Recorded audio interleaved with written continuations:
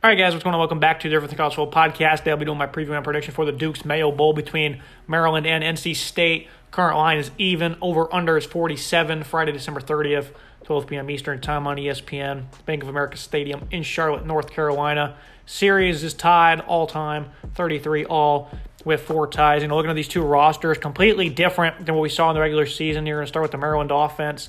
Not much is left. Tua Tagovailoa's brother, Taulia's had a very solid career here at Maryland, 2,700 yards, 17 touchdowns, 6 picks, 68% completion rate. I'd say that, he's putting together a pretty average season for the Terrapins. Has not really grown into the quarterback we expected him really to be. Nowhere near, what his brother was, but not a bad player by any means. Him and Mike Loxley go way back, of course.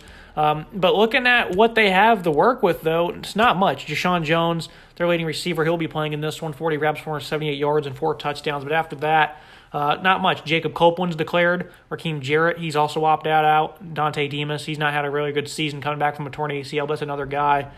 He is their 8th leading receiver, but he is opting out of this one as well. Corey Dykes, a tight end, 35 grabs, 449 yards. They're going to look at him to step up. Just not a lot with this Maryland offense. CJ Dripper at tight end, he's entered the portal. A backup tight end to Weston Wolf, he's also in. So it's a completely different unit than what you saw throughout the year. Hemby, a freshman running back, was very good.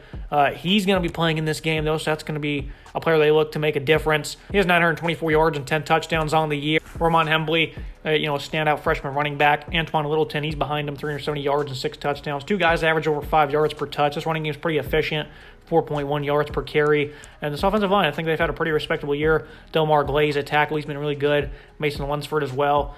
Pass protection has not been ideal this year for them, but, some of those guys have been standouts. 115th in sacks allowed. Some of that's on the quarterback, of course, but, top to bottom, this is a unit that completely different. 29 points per game, 406 yards per game, but you're not going to see, I think, anything similar to that in this one with all the opt-outs and with how poor this offensive line's been this year. You look at the NC State offense, pretty different look for them as well. Finley, 27 of 40, 271 yards, 2 touchdowns, no picks. I thought he looked really good against North Carolina. That was his stat sheet in that one. This is a team that lost Devin Leary to the portal. He got injured, many weeks back, so it's certainly they've been able to manage without him. Handful of different quarterbacks have gotten involved, though. It looks like Finley's probably going to be the future here. Ben is the brother of Ryan, of course, who was a very good Wolfpack quarterback for them. Only 8 rushing touchdowns for this team, and, they're also pretty, banged up, I would say, on this side of the ball in terms of injuries and guys who are leaving. Demi Sumo, running back, looks like he's going to be banged up in this one. Devin Carter, he's not going to be playing. Trent Penix, he's hurt. Grant Gibson as well. This is just an offense that likely is going to be without some of their top players. Thayer Thomas, 53 grabs, 588 yards, 4 touchdowns. I believe he's going to be playing in this contest. Just not a lot to go around, though, on both sides, especially at the skilled positions. Guys are opting out. Keon Lassane, though, 29 grabs, 312 yards. Darryl Jones, 2 guys I think can certainly, as veterans, step up in this game with Carter being out. In the running game for NC State, has not been great this year. Jordan Houston, leading runner, 530 yards, 48 yards per contest, 0 touchdowns this year, only 3.4 yards per carry and 121 yards as a team rushing. They've just been pretty bad despite having a good offensive line led by Chandler Savala, who I do believe is playing in this game, and of course the aforementioned Gibson, which I do not believe he's going to get to go in this one. Could be wrong. Top to bottom, both offenses, I think they're interesting units coming into this one. You're not really sure what you're going to get, but I'm very excited to see what Ben Finley does in this one, and I think he has more weapons at his disposal, more veterans in this game. Looking at the Maryland defense they're going to match up against, Jayshawn Barham. He's really stepped up at linebacker this year for them, 53 tackles, 6.5 tackles for loss. The Terrapins, 14 forced turnovers, only 24 sacks. It's not the biggest unit in terms of playmaking by any means. They do only give up 24 points per game, which is good. This is an interesting unit, though. Anthony Booker, he's been a strong run defender for them. Brady, at team high 78 tackles for him. This unit, I think, certainly had its fair share of struggles, but I think at times they've been really impressive, too. Only 220 yards per game allowed through the air. Again, with Bayou Brady leading the way, Dante Trader at corner. So this is certainly a unit. Again, a guy into Herb Still as well, has been around a long time. They got some playmakers in the back end. Jacorian Bennett, 10 pass breakups for him. I think the secondary, they might match up pretty well in this one. That's why this game is going to be very interesting to watch because the matchups really seem in certain areas to really favor these teams. I do think Bayou Brady, though, he's going to have to lead a strong unit for them in the back end to win this game because NC State's not going to be able to run the ball especially here against the Maryland front. That's really not too bad. So it's going to be interesting to see what happens in the secondary. The matchups for the Terrapins definitely seem in their favor. The secondary, I think, has played very well, especially in that game against Michigan early on in the year. I think that was a game they certainly impressed in. They've only, struggled a handful of times. I thought they looked pretty good against Ohio State, many weeks ago. Held them in check, which, that's certainly very difficult to do. They've only allowed 300-plus yards 3 times in this year. They won 2 of those games, and the one they lost to Purdue was by a couple of points.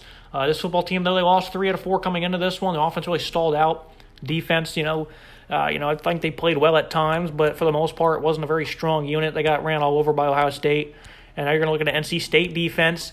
Who's going to play on this unit? Because they have stars all over the place, guys like Peyton Wilson, Drake Thomas, Joshua Harris up front. He's in the transfer portal. Savion Jackson, an edge rusher, was hurt. Devon Boykin, one of their veteran corners. He's also a little banged up. So we'll see what happens as the game gets closer. It looks like some of these guys are certainly going to play. Isaiah Moore as well. This is just a very productive linebacking core, as expected. Very dominant in coverage was Aiden White and Cyrus Fagan. And now they're going to be playing some inexperienced pass catchers for Maryland. So, again, the matchups in this game are very interesting, very tough to predict, very, straight up. It's going to be fun to watch because it's got veterans on young guys on both sides. 57.7% opponent completion rating for the NC State defense, 76th in 10-yard pass plays allowed.